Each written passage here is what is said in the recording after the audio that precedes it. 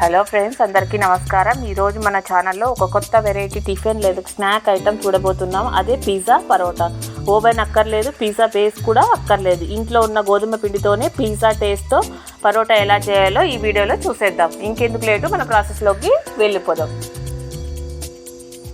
ముందుగా ఒక బౌల్లో 2 కప్పుల గోధుమ పిండిని తీసుకోవాలి. ఇందులోకి 1 స్పూను సాల్ట్ కూడా వేసుకోవాలి. ఇందులోకి కొద్దిగా ఆయిల్ కూడా వేసుకొని ఒకసారి పిండిని కలుపుకుందాం.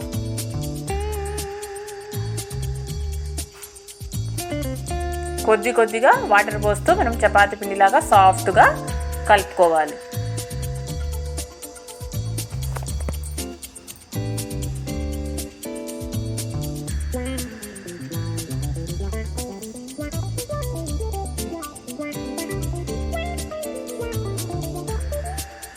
చూసారు కదా, నేను చూపిస్తున్న విధంగా పిండిని కలుపుకోవాలి.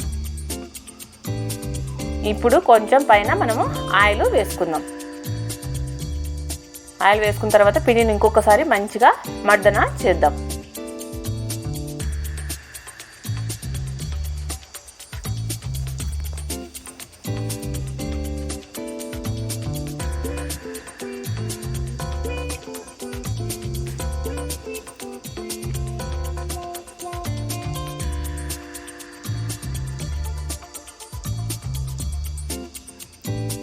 ఈ పిండిని మనము 20 నిమిషాల నుంచి 30 నిమిషాల వరకు నాననివ్వాలి.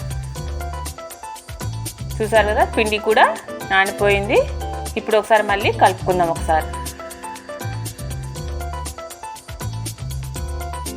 ఇప్పుడు ఈ పిండిని కొద్దిగా ఉండలు తీసుకొని మనం చపాతీకి ఎంత అవసరమో అంత పిండిని తీసుకొని బాల్ లాగా చేసుకోవాలి. ఇలాగా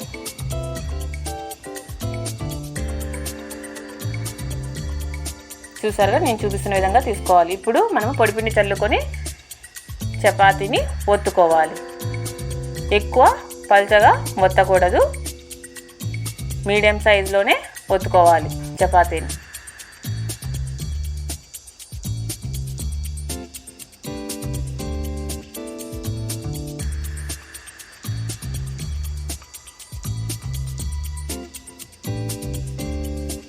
చూసారుగా, నేను చూపిస్తున్న మందంతో ఒత్తుకోవాలి చపాతీని. కొంచెం మందంగానే ఉంటుంది. ఇప్పుడు ఒక ప్యాన్ పెట్టుకొని స్టవ్ ఆన్ చేసుకోవాలి. ఇప్పుడు ప్యాన్ హీట్ అయిన తర్వాత కొంచెం ఆయిల్ అప్లై చేసుకోవాలి. ఇప్పుడు ముందుగానే తయారు చేసి పెట్టుకున్న మనం చపాతీని వేసుకుందాం.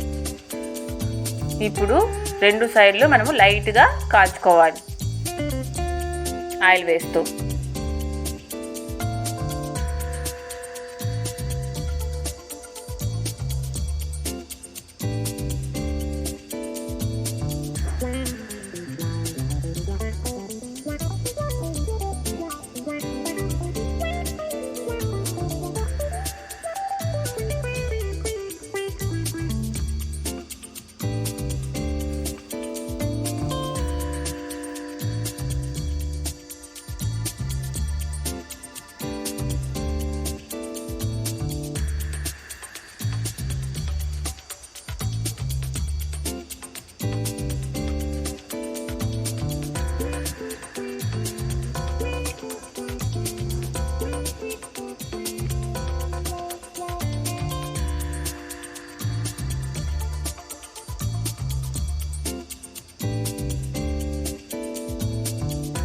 చూసారుగా, ఇలాగా లైట్గానే కాల్చుకోవాలి. ఇప్పుడు మన పిజ్జా కోసము, పరోటా కోసం నేను టమాటో, క్యాప్సికము, ఆనియన్ చిన్న ముక్కలుగా కట్ చేసి పెట్టుకున్నాను. ఇప్పుడు ముందుగానే మనం తయారు చేసి పెట్టుకున్న చపాతీని తీసుకొని ఇప్పుడు చపాతీ మీద మనము పిజ్జా సాస్ని అప్లై చేసుకోవాలి.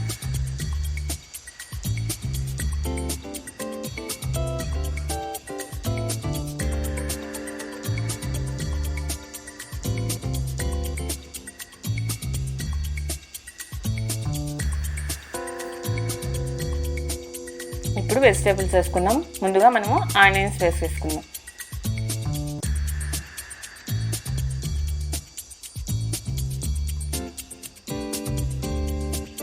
ఇప్పుడు మళ్ళీ క్యాప్సికమ్ వేసుకుందాం. మీ దగ్గర ఏ వెజిటేబుల్స్ ఉంటే అవి వాడుకోవచ్చు.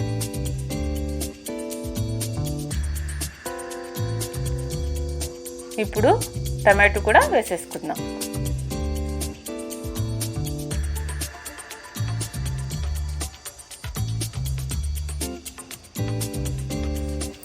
ఇప్పుడు మనము పైన చీజ్ కూడా వేసుకుందాం. ఎంత ఎక్కువ చీజ్ వేసుకుంటే పిజ్జా పరోటా అంత టేస్టీగా ఉంటుంది.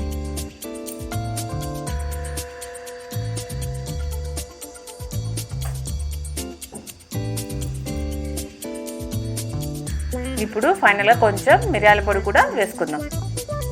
ఇప్పుడు స్టవ్ ఆన్ చేసి ఒక కడాయి పెట్టుకొని ప్యాన్ పెట్టుకొని మనం ఆయిల్ అప్లై చేసుకుందాం. ఇప్పుడు మనం పిజ్జా తయారు చేసి పెట్టుకున్నాం కదా, ఇప్పుడు పెట్టేసుకుందాం చపాతీని. ఇప్పుడు మూత పెట్టేసుకుందాం. స్లో ఫ్లేమ్లోనే మనము ఈ పరోటాని మెల్ట్ చేసుకోవాలి. చూసారు కదా, పిజ్జా పరోటా తయారైపోయింది.